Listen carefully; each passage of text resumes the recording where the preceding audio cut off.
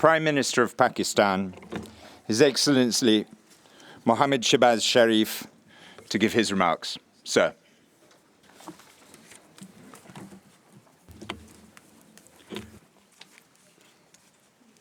Bismillahirrahmanirrahim. Excellency Antonio Guterres, Secretary General of the United Nations, Foreign Minister Bilawal Zardari Bhutto, Excellencies, ladies and gentlemen,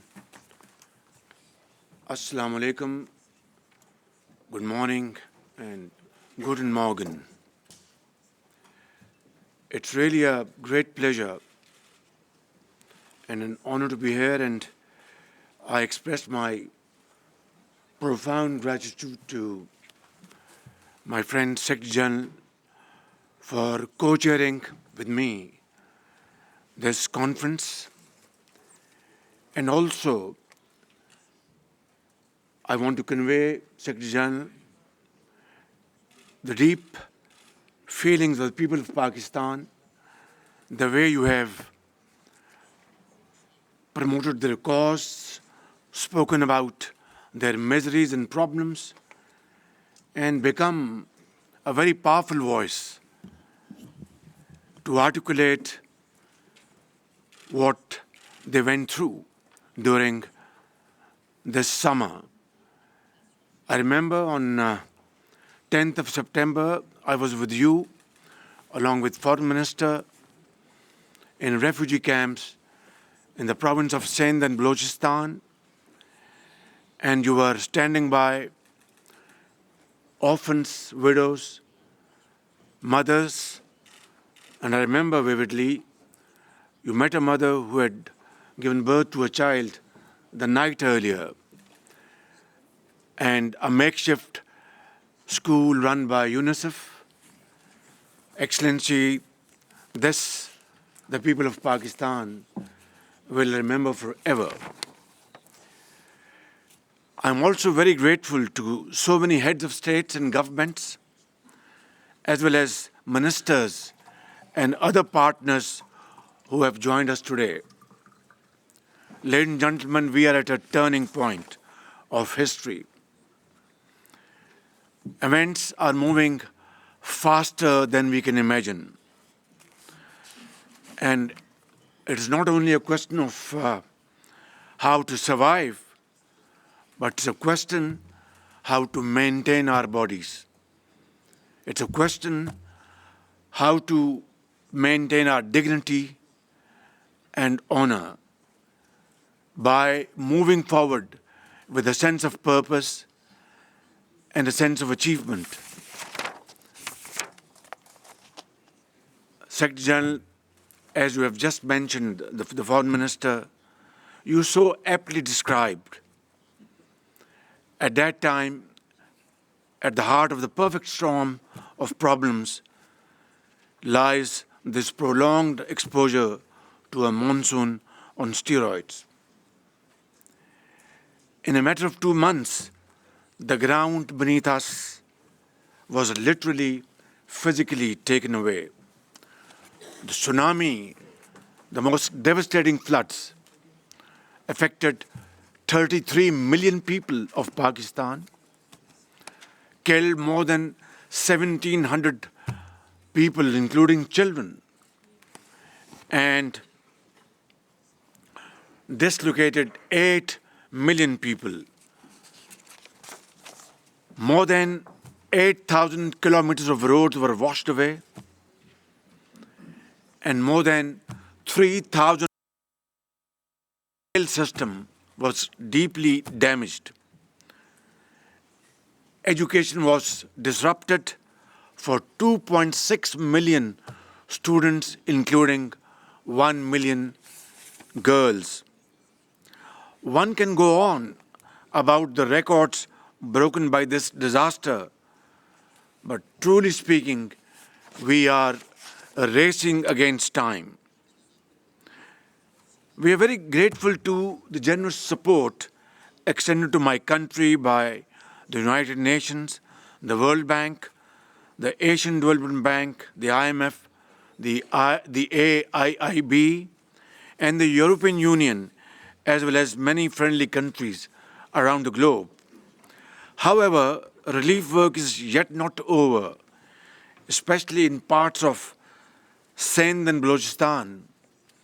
Our young and able Foreign Minister belongs to the province of Sindh, where the flood water still needs to be drained to reclaim the agricultural land, to grow food, to build homes, reconstruct infrastructure, and rehabilitate institutions and services. Excellencies, you will appreciate that we need to give 33 million people who are deeply affected by the floods their future back.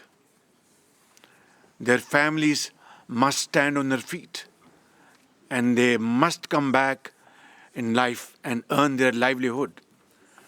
Today's convening is an attempt to give my people another chance at getting back on their feet.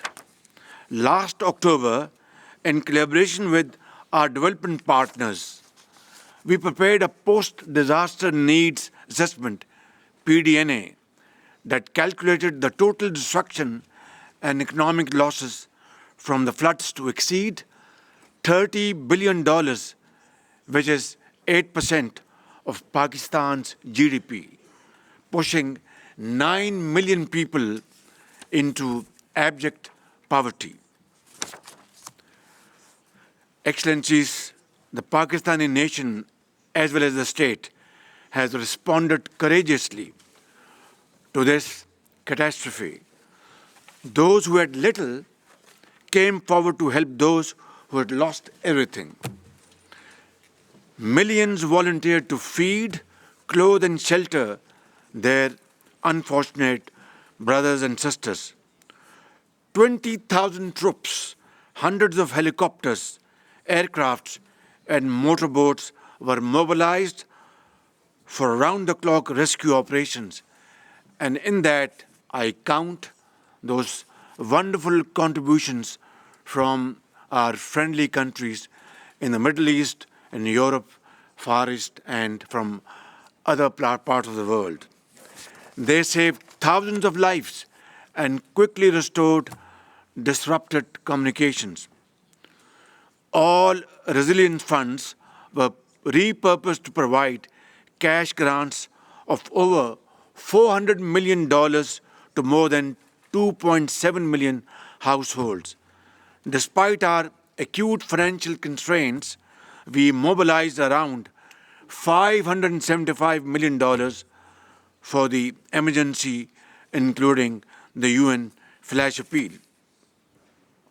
Excellencies, the one lesson we have learned is that nothing can go back to business as usual. Tough choices will continue to be made, and I'm painfully aware that a taxonomy of harder and harsher reforms will make lives in the Pakistani streets and villages harsher than ever before. But the scale of the resource gap for funding crisis recovery is so wide that it has redefined how we think about resilience. Frankly, it has changed life forever. Building on the post-disaster needs assessment, my government has prepared a comprehensive framework plan for recovery, rehabilitation, and reconstruction with resilience. Its broad contours are set out in the 4RF document that will be presented to you in the next session of the conference. The first part of the 4RF plan reflects the priorities for recovery and reconstruction, bearing in mind the minimum funding requirement of $16.3 billion, half of which is proposed to be met from domestic resources and the other half from our own development partners and friends. The second part of the framework plan incorporates flood resilience in the design and infrastructure projects, such as protecting key highways, the main railway line network, as well as an early warning system and capacity building for rescue and relief in future disasters. Our funding gap for minimum recovery is $8 billion and will be needed over the span of the next 3 years. Excellencies, it is clear that Pakistan's ability to recover from the colossal flood disaster, to restore critical infrastructure and revive rapid economic growth will hinge substantially on the speed of these actions. And the most important link in this chain will be financial resourcing. If that gap continues to obstruct our recovery and minimum resilience needs, the results may be too catastrophic to imagine.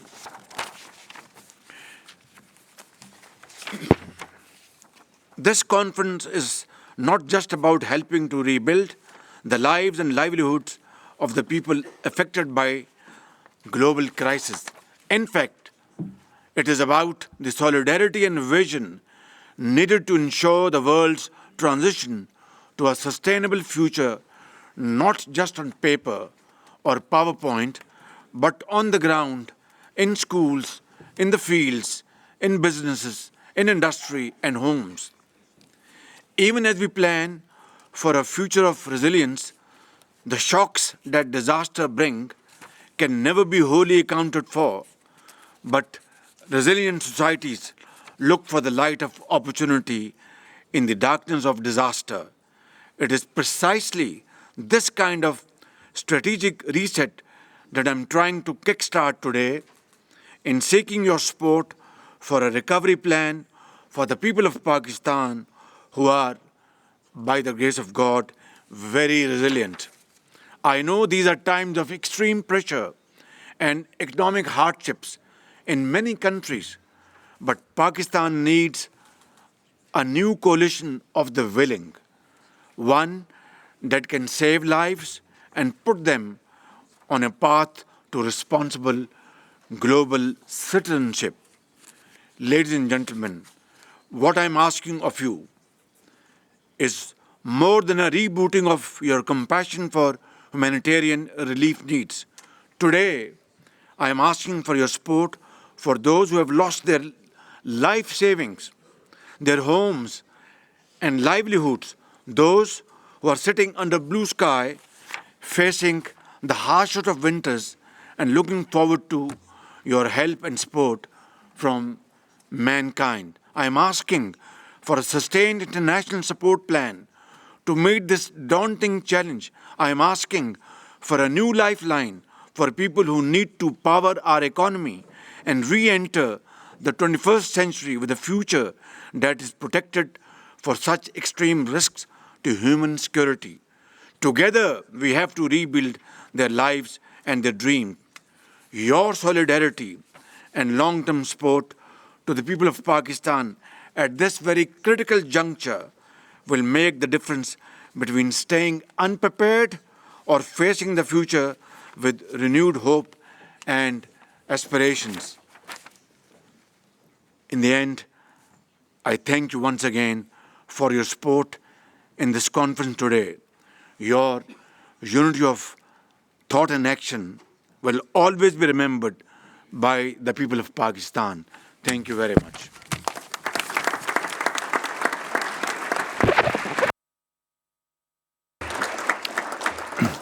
Thank you, sir, and thank you for your leadership. I now request Son Excellence Monsieur Emmanuel Macron, Président de la République française, to join us remotely from Paris. Merci beaucoup et bonjour à toutes et tous, Monsieur le Secrétaire général des Nations Unies, Monsieur le Premier ministre, Shahbaz Sharif, Mesdames et Messieurs les chefs d'État et de gouvernement, Mesdames et Messieurs les ministres, Mesdames et Messieurs les ambassadeurs et représentants permanents. Merci d'avoir organisé cette conférence et de me permettre de prendre la parole devant vous pour témoigner le soutien de la France au Pakistan. Nous l'avons fait dès l'été dernier, lorsque le pire est arrivé, et je veux, après les images que nous avons vues, après les mots que vous avez eus,